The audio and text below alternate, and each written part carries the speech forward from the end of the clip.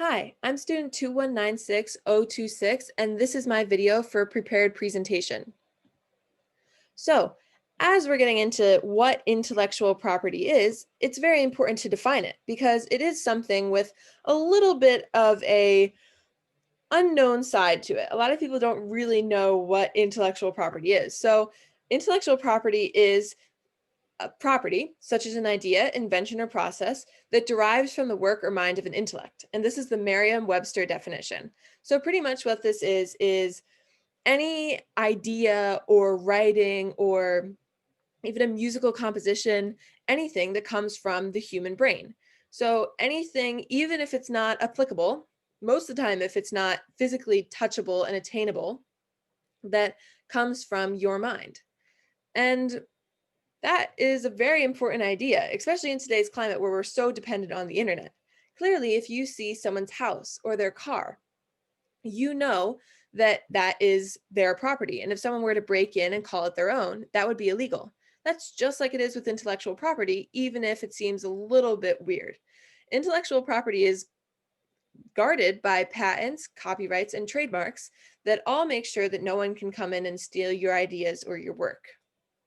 This is something that we see a lot in today's climate, and there are horror stories of it, but there's also a lot of pros. So, thoughts and opinions. There are lots of thoughts and opinions on this topic. A lot of people say, everything that comes out of your mouth, you should expect for other people to use and hear. That's just a compliment. And if you put it out there, you should expect for someone else to want to use it or say it or do anything like that. And that is somewhat true, but it also can get really dangerous if you only have that mentality. Whereas the other side of the story is some people say everything that comes out of your mouth is yours and no one else should be able to use it or say it. And that is almost impossible. So that can't be the answer either. And the key to intellectual property is that there needs to be a little bit of a middle ground. There needs to be, obviously, there needs to be protection.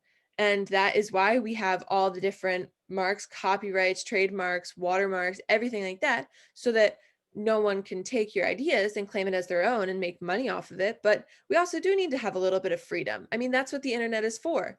That's why there are such things as Creative Commons, which is images that are free, and other things like that. That's where I got all of my images off last time because they do want people to use them. That's why they're made. And that is a very important part of intellectual property because as humans, we do want other people to see what we've done and we want to use other people's items. So, pretty much intellectual property, really needs to be a balance of both. And that's why sources are around too. That way you can use something that has been copyrighted and read it, but then you have to put it into your own words and cite the original source. And this is my sources page because I didn't know all of this. So, Merriam-Webster Dictionary is where I got the original definition off of. World Intellectual Property Organization, what is intellectual property? And the crash course, Intellectual Property. I referenced all of these sources and then I thought about it and came up with my own opinions and I decided to present on it. This is the key to intellectual property, and everyone has to understand this for it to work. Thank you so much.